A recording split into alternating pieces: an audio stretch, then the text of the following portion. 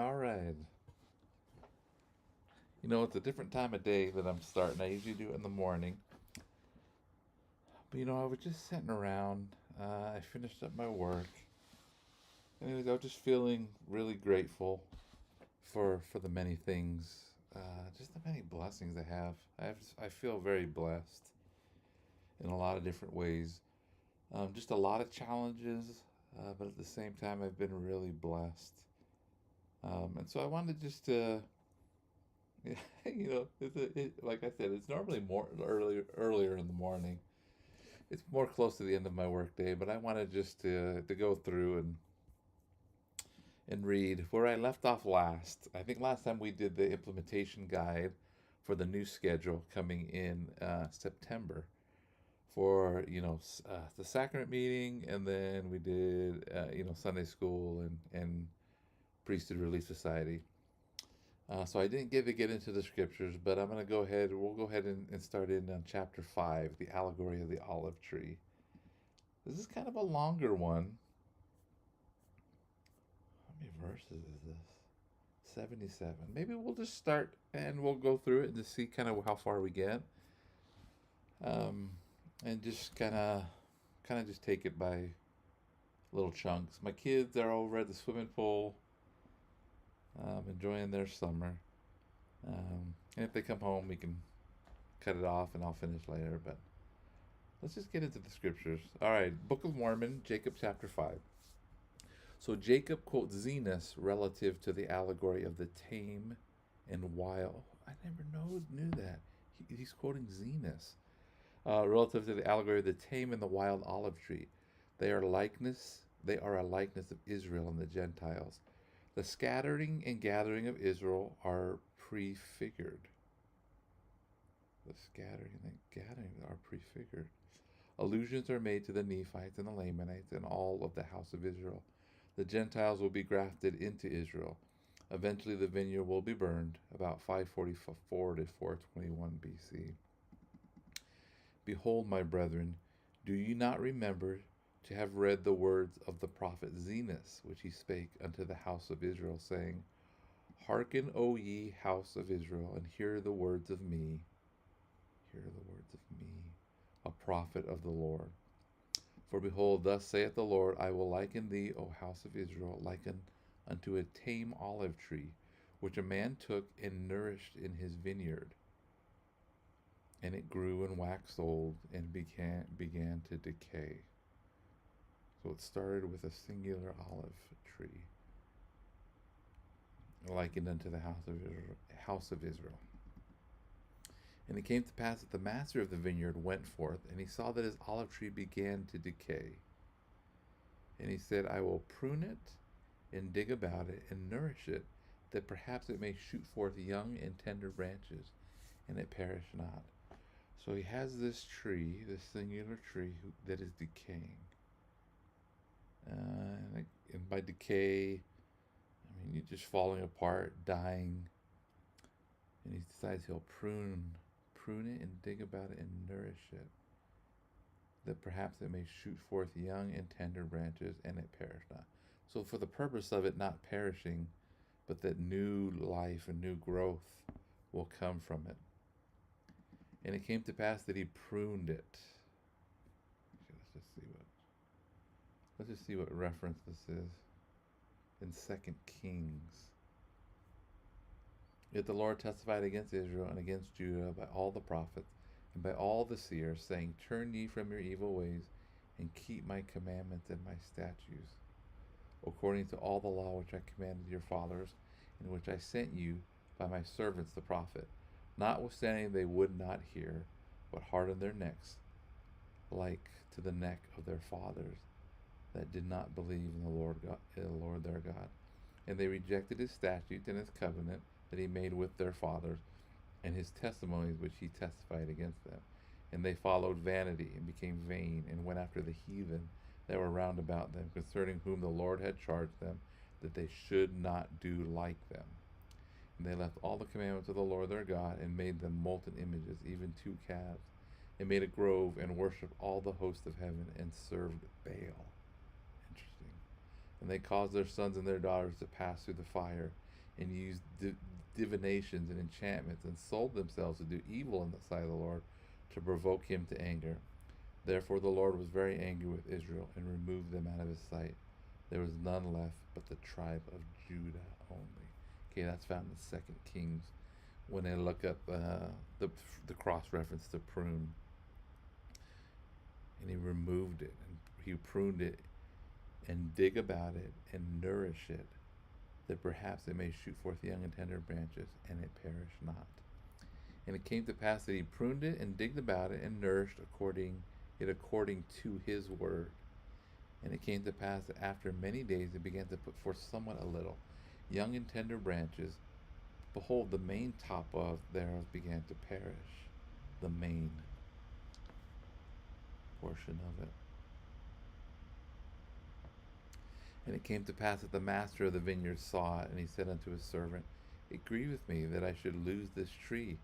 Wherefore go and pluck the branches from a wild olive tree, and bring them hither unto me, and we will pluck off the main branches, which are beginning to wither away, and we will cast them into the fire that they may be burned. So getting rid of the old branches. What does it mean by wild? What is a wild olive tree? In Romans chapter 11, and if some of the branches be broken off, and thou, being a wild olive tree, were grafted in among them, and with them partakest of the root and the fatness of the olive tree. For if thou wert out of the olive tree, which is wild by nature, and were grafted contrary to nature, into a good olive tree, how much more shall these, which be the natural branches, be grafted into their own olive tree? Okay.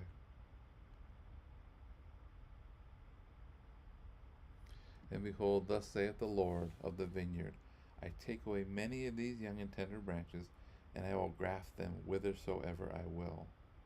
And it mattereth not that if it so be that the root of this tree will perish, I may preserve the fruit thereof unto myself. Wherefore I will take these young and tender branches, and I will graft them whithersoever I will. Take thou the branches of the wild olive tree, and graft them in the stead thereof. And these which I have plucked off I will cast into the fire, and burn them, that they may not cumber the ground of my vineyard. So he didn't even leave them on the ground. He cut off the branches and he burned them. The master of the vineyard, through his servant. And it came to pass that the servant of the Lord of the vineyard did according to the word of the Lord of the vineyard, and grafted in the branches of the wild olive tree. And the Lord of the vineyard caused that it should be digged about, and pruned, and nourished, saying unto his servant, It grieveth me that I should lose this tree. Wherefore, that perhaps I might preserve the roots thereof, that they perish not, that I may preserve them unto myself, I have done this thing. So he's done this to preserve. He's putting in all of this work to preserve the root of the olive tree. Wherefore, go thy way, watch the tree, and nourish it according to my words. And I will place in the nethermost part of my vineyard, whithersoever I will, it matters not unto thee, and I do it that I may preserve unto myself the natural branches of the tree, and also that I may lay up. Wait a second, I thought he burned the natural. In these will I place. Wherefore go thy way, watch the tree, and nourish it according to.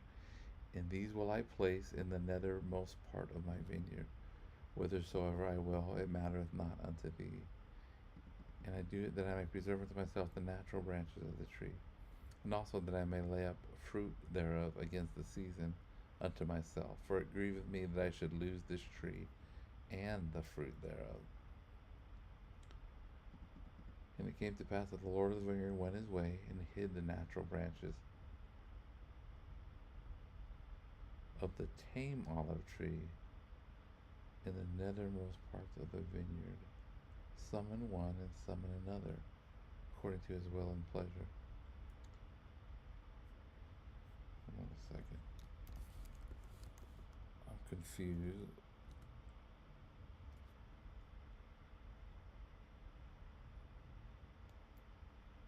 Oh, he plucked off the main branches. So I'm going to read this verse again, verse 7.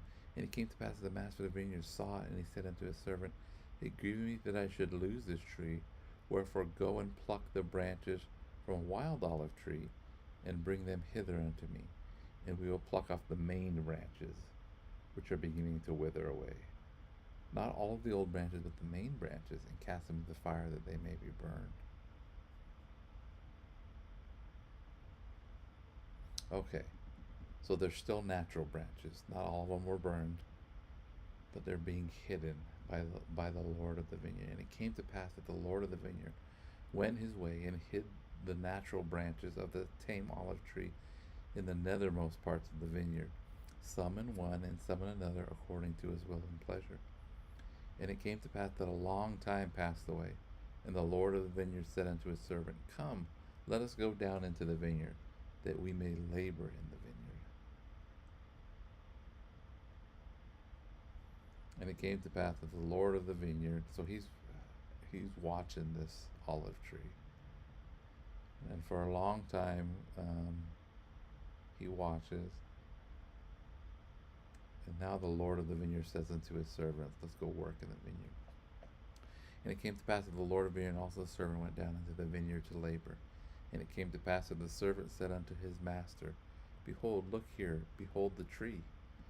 And it came to pass that the Lord of the vineyard looked, and beheld the tree in the which the wild olive branches had been grafted, and it had sprung forth and begun to bear fruit. And he beheld that it was good, and the fruit thereof was like unto the natural fruit. And he said unto the servant, Behold, the branches of the wild tree have taken hold of the moisture of the root thereof, that the root thereof hath brought forth much strength, and because of the much strength of the root, therefore the wild branches have brought forth tame fruit. So the tamed root, the tamed olive tree, from the strength of it, took those wild branches and they put forth tame fruit. Now, if we had not grafted in these branches, the tree thereof would have perished.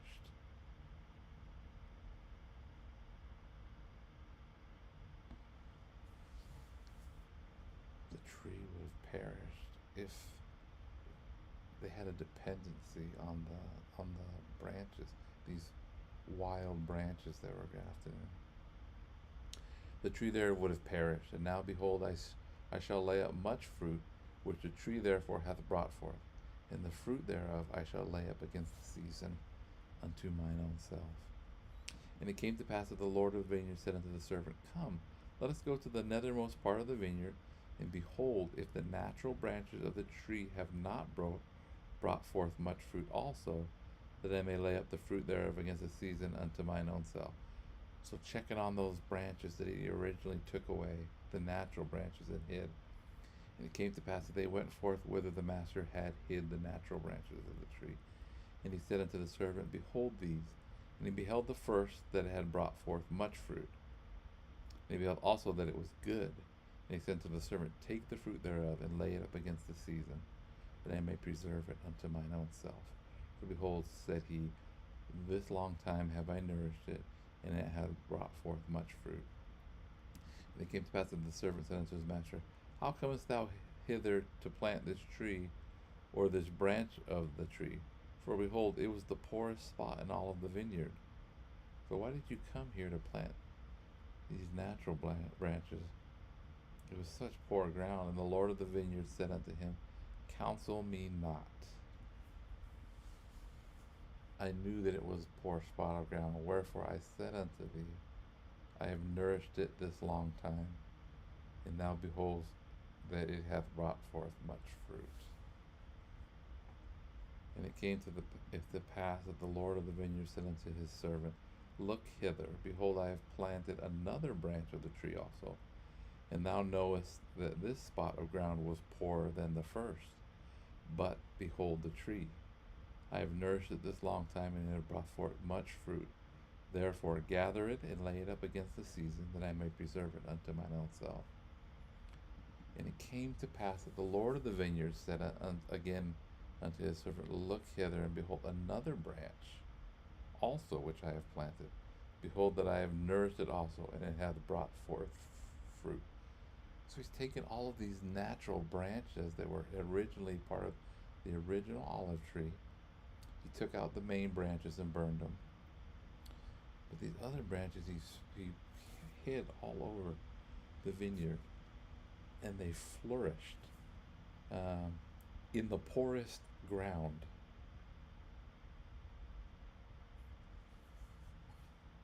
And he said unto the servant, Look hither, and behold the last. Behold, this have I planted in a good spot of ground. Okay. I'm interested. And I have nourished it this long time, and only a part of the tree hath brought forth tame fruit. And the other part of the tree hath brought forth wild fruit. Behold, I have nourished this tree like unto the others. And it came to pass that the Lord of the vineyard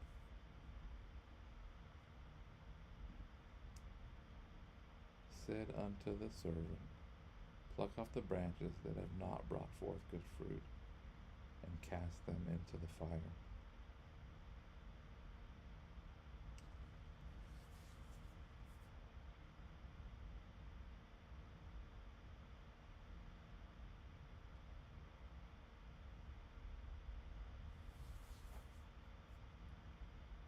So these natural branches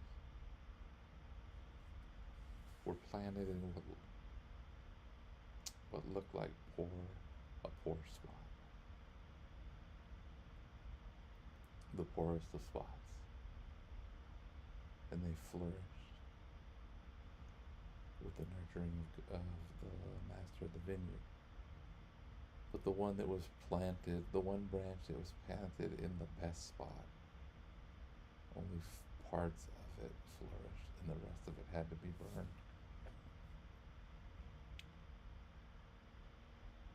I mean, I'm just kind of relating that to, I mean, if you kind of look at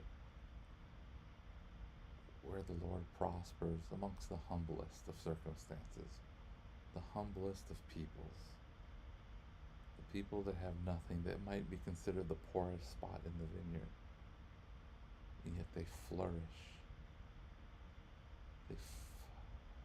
Which seems contradictory. But though that branch that he put into the best spot, in a good spot of ground, and I have nourished it this long time, and only part of the tree hath brought forth tame fruit, and the other part of the tree hath brought forth wild fruit. Behold, I have nourished this tree like unto the others.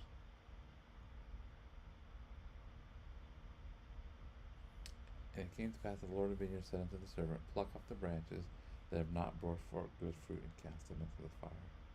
But behold, the servant said unto him, Let us prune it, and dig about it, and nourish it a little longer, that perhaps it may bring forth good fruit unto thee, that thou canst lay it up against the season. And it came to pass that the Lord of the vineyard and the servant of the Lord of the vineyard did nourish all the fruit of the vineyard. And it came to pass that a long time had passed away, and the Lord of the vineyard said unto his servant, Come, let us go down into the vineyard, that we may labor again in the vineyard. For behold, the time draweth near, and the end soon cometh, wherefore I must lay up fruit against the season unto mine own self. And it came to pass that the Lord of the vineyard and the servant went down into the vineyard, and they came to the tree whose natural branches had been broken off.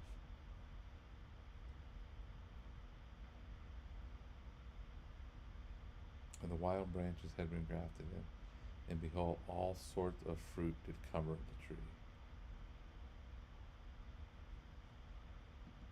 Interesting. And it came to pass that the Lord of the vineyard did taste of the fruit, every sort according to its number. And the Lord of the vineyard said, Behold, this long time have we nourished this tree, and I have laid up unto myself against the season much fruit. But behold, this time it hath brought forth much fruit, and there is none of it which is good. And behold, there are all kinds of bad fruit, and it profiteth me nothing, notwithstanding all our labor, and now it grieveth me that I should lose this tree. And the Lord of the vineyard said unto the servant, What shall we do unto the tree, that I may preserve again good fruit, therefore unto mine own self? And the servant said unto him, Master, behold, because thou didst graft in the branches of the wild olive tree, they have nourished the roots, and they are alive, and they have not perished. Therefore thou beholdest that they are yet good. And it came to pass that the Lord of the vineyard said unto his servant, The tree profiteth me nothing, and the root thereof profiteth me nothing, so long as it shall bring forth evil fruit. Nevertheless, I know that the roots are good, and for mine own purpose have I preserved them. And because of their much strength, they have hitherto brought forth from the wild branches good fruit. So in the past, the wild branches did bring forth good fruit, grafting them into the natural tree. But behold, the wild branches have grown and have overrun the roots thereof. And because that the wild branches have overcome the roots thereof, it hath brought forth much evil fruit. And because that it hath brought forth so much evil fruit, thou beholdest that it beginneth to perish, and it will soon become ripened, and it may be cast into the fire, except we shall do something for it to preserve it. I mean, what is this even talking about? What is the natural? What is the root of the original tree? All these wild branches have been grafted in. They overcome the tree. They overcome the root. That it's just bringing forth no good fruit. And it came to pass that the Lord of the vineyard said unto his servant, Let us go down into the nethermost part of the vineyard, and behold, if the natural branches have also brought forth evil fruit. And it came to pass that they went down into the nethermost part of the vineyard. And it came to pass that they beheld that the fruit of the natural branches had become corrupt also. Yea, the first and the second and also the last, they had all become corrupt. And the wild fruit of the last had overcome that part of the tree, and the wild fruit of the last had overcome the part of the tree which brought forth good fruit. So that last branch that was taken out and put in a good spot had both wild and good fruit, but the wild fruit overcame it, even that the branch had withered away and died. And it came to pass that the Lord of the vineyard wept. And he said unto the servant, What could I have done more for my vineyard? Behold, I knew that all the fruit of the vineyard, save it were these, had become corrupted. And now these which have once brought forth good fruit have also become corrupted. And now all the trees of my vineyard are good for nothing, save it to be hewn down and cast into the fire. And behold, this last whose branch hath withered away, I did plant in a good spot of ground, yea, even that which was choice unto me above all other parts of the land of my vineyard. And thou beheldest that I also cut down that which cumbered this spot of ground, that I might plant this. Whoa. So this good spot of land, he took out the tree that was there to plant this branch. I cut down that which cometh, that I might plant this tree in the stead thereof. And thou beholdest that a part thereof brought forth good fruit, and a part thereof brought forth wild fruit. And because I plucked not the branches, therefore, and cast them into the fire, behold, they have overcome the good branch, that it hath withered away. And now, behold, notwithstanding all the care which we have taken of my vineyard, the trees thereof have become corrupted, and they bring forth no good fruit. And these I had hoped to preserve, to have laid up fruit thereof against the season unto mine own self. But behold, they have become like unto the wild olive tree, and they are of no worth, but to be hewn down and cast into the fire. And it grieveth me that I should lose them.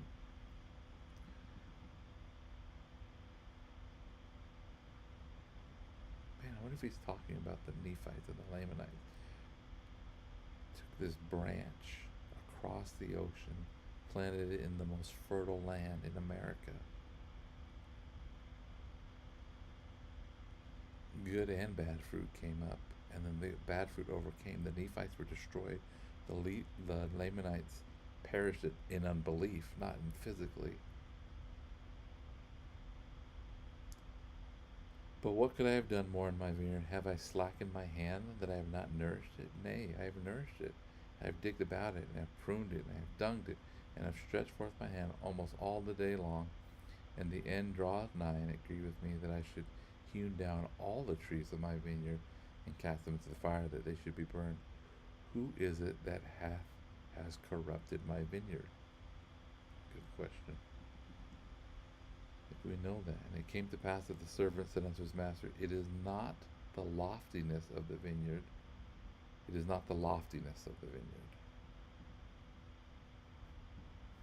Let's see what this says. Haughtiness, pride. Have not the branches therefore overcome the roots which are good?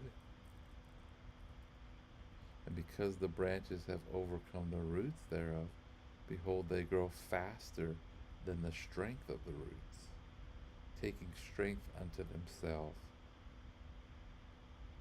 And because the branches have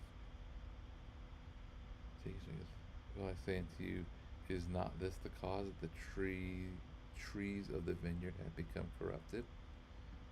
How? So all the trees are corrupted because the branches have overcome the roots,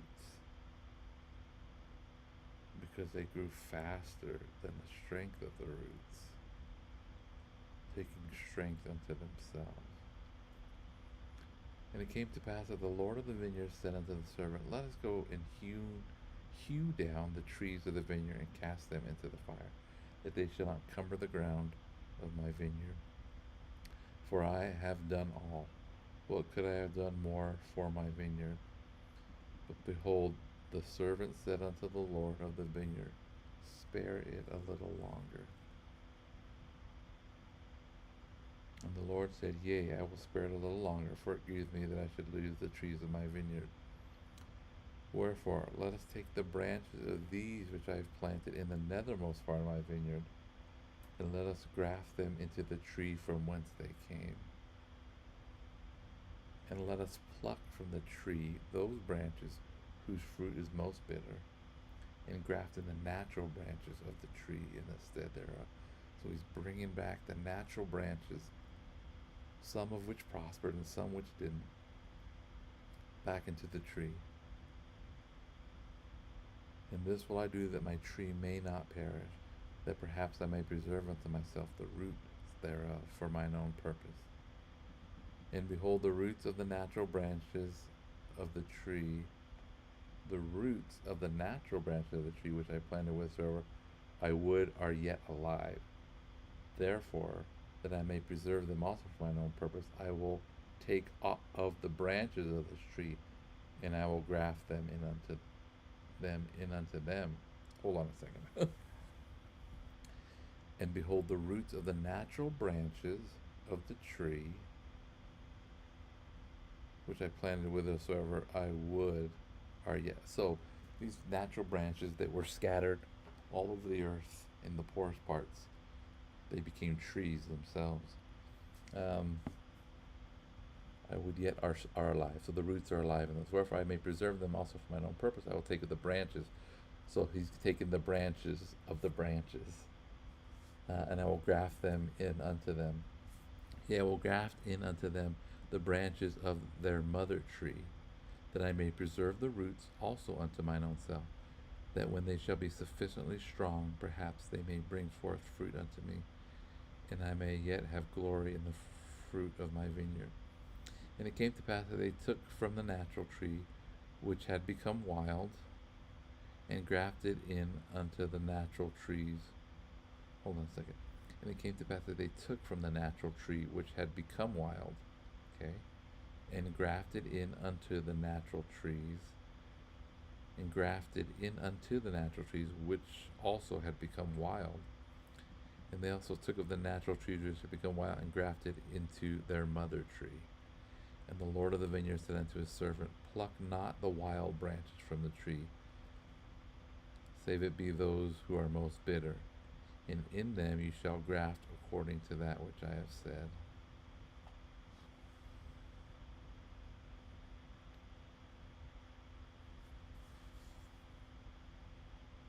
And we will nourish again the trees of the vineyard, and we will trim up the branches thereof, and we will pluck from the trees those branches which are ripened and must perish, and cast them into the fire. And this I do that perhaps the roots thereof may take strength because of their goodness, because of the chain. Okay, we gotta go back.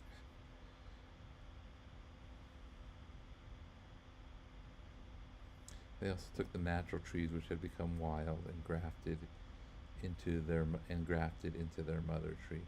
And the Lord of the vineyard said unto the servant, Pluck not the wild branches of the tree, save it be those which are most bitter.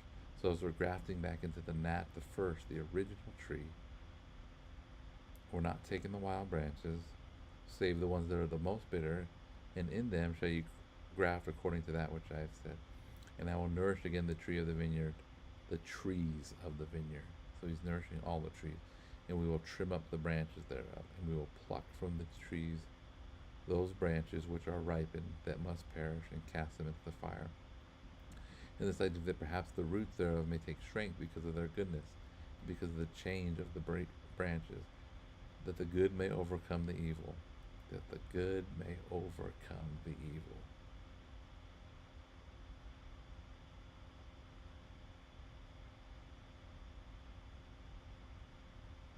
And because of that I have preserved the natural branches and the roots thereof.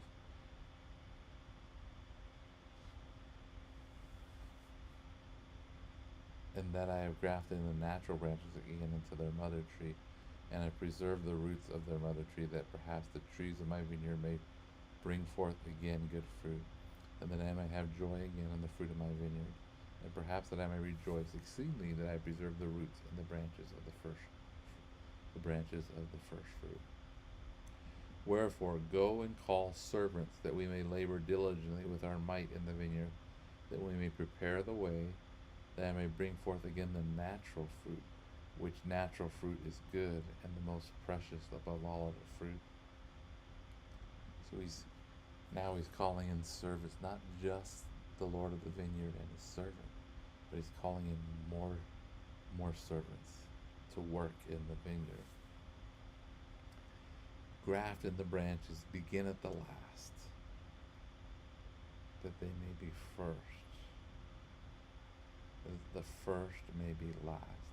And dig about the trees, both old and young, first and last, and the last and the first, that all may be nourished. So he's going about, he's sending servants out into every part of the vineyard, and they're digging, and they're nourishing, and they be nourished once again for the last time. Wherefore dig about them, and prune them, and dung them once more for the last time, for the end draweth nigh. And if it so be that these last grafts shall grow, and bring forth the natural fruit, then shall ye prepare the way for them that they may grow. And as they begin to grow, you shall clear away the branches which bring forth bitter fruit, according to the strength of the good and the size thereof. And ye shall not clear away the bad thereof all at once, lest the roots thereof should be too strong for the graft. And the graft thereof shall perish, and I lose the tree. Oh man, so he's weeding out the bad, not all at once, but little by little, so the tree doesn't perish. For it grieveth me that I should lose the trees of my vineyard. Wherefore ye shall clear away the bad, according as the good shall grow. And the root and the top may be equal in strength, until the good shall overcome the bad, and the bad be hewn down and cast into the fire, that they cumber not the ground of my vineyard. And thus will I sweep away the bad out of my vineyard. So instead of taking them all out at once, the bad, as the good grow, as one good branch grows, a bad branch is cut.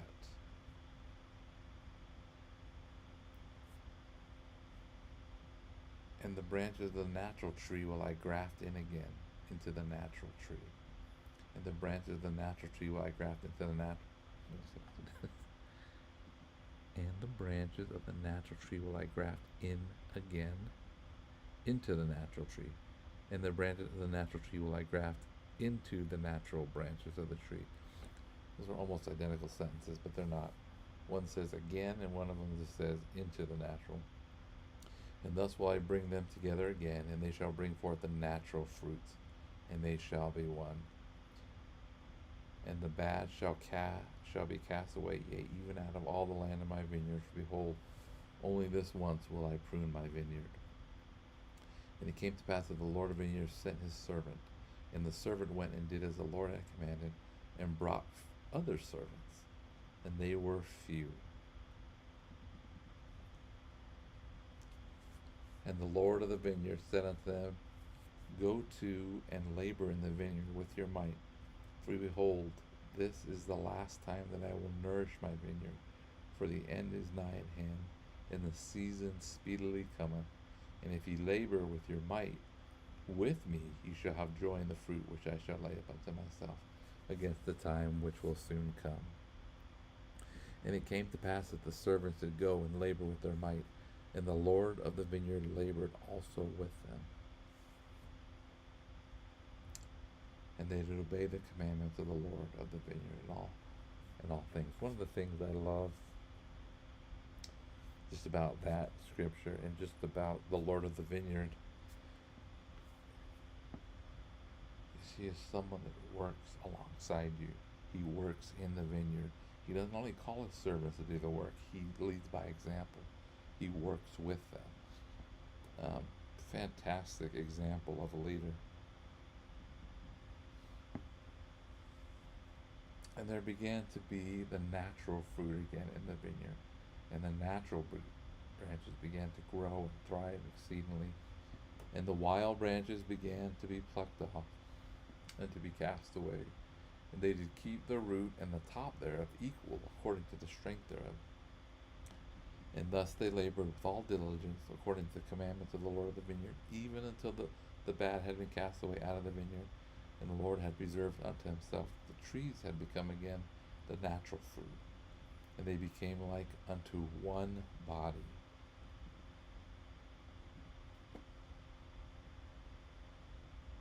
Doctrine and Covenants, section 38.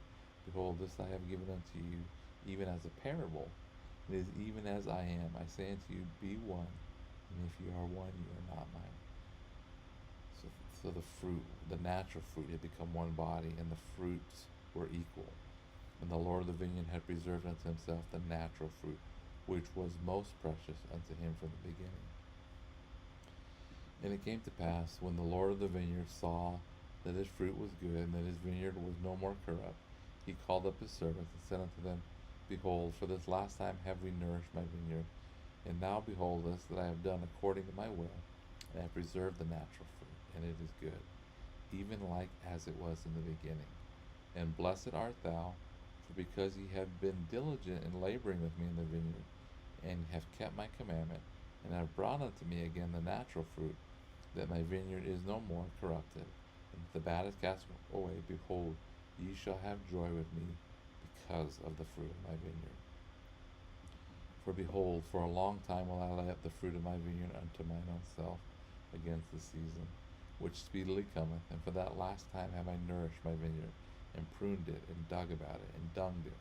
Wherefore I will lay up unto mine own self of the fruit for a long time, according to that which I have spoken. And when the time cometh that evil fruit shall again come into my vineyard, then will I cause the good and the bad to be gathered. And the good will I preserve unto myself, and the bad will I cast away into its own place. And then cometh the season and the end, and my vineyard will I cause to be burned with fire. Man, what a cool chapter. I mean, it's kind of one that, I kind of think of it, I thought of it in the past as like Isaiah, for instance, which is hard to understand. That was not hard to understand. This is how the Lord has worked in the world and is continuing to work. We see the past, we see the scattering of Israel, We see now the servants are going out. They're gathering the natural branches of this olive tree and bringing them in and grafting them back into the natural tree. And and this fruit that is laid up, the servants will rejoice with the Lord of the vineyard over this fruit. I have to give a talk, a 2 minute. There's a missionary farewell coming up. Glad I read this. There's a missionary farewell coming up in our ward, and I have to give a 2 minute talk about where I serve my mission and a story from my mission. And this really gets me off on the right foot. I mean, you can see the work of the Lord from the beginning. He is the Lord of the vineyard, and we are the servants that have gone out to gather up this fruit unto Him, and we can have joy in that fruit that we gather with Him, and He works with us in the vineyard. So cool. I'm just amazed by the scriptures. Every time I get into them, the Spirit that is in the scriptures, as Nephi said, these are the words of Christ. And if you believe in Christ, you will believe in these words. The Book of Mormon is very powerful into the convincing of all of those who read it of its truthfulness, because they're the words of Christ. The Spirit of Christ accompanies His words. Recently, we were just talking about an elders quorum. This new schedule. It's more than just a schedule change. It's a refocusing. It's a centering on Christ. Sacrament meaning more centered on Christ. The Sunday school and the other classes more centered on Christ. And Christ is the point. Christ, we need to get to that point quicker. We need to get to we need to get to Christ quicker. And it's helping us to see that and to do that. All right, man. Fantastic. Chapter 6.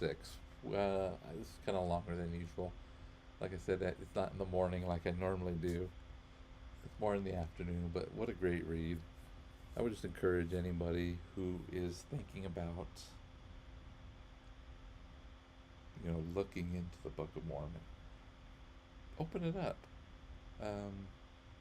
Read for yourself. I love that about the Book of Mormon. I love that about anything, honestly. You can look into anything, and truth can be made manifest to you of anything by the power of the Holy Ghost. You can know the truth of all things. And the Spirit of Christ that accompanies the reading of the Book of Mormon is just amazing. So anyways, I would encourage you, if you're watching this at any point in time, and you have this desire to read the Book of Mormon, open it up. Give it a chance. See if it doesn't change your day, change your life. Just bring good things, regardless of the trials that you face. So that's my invitation. We'll get back into chapter 6, maybe tomorrow morning. I don't know, maybe I might do these afternoon live casts. But anyways, have a fantastic day, and we will talk with you later.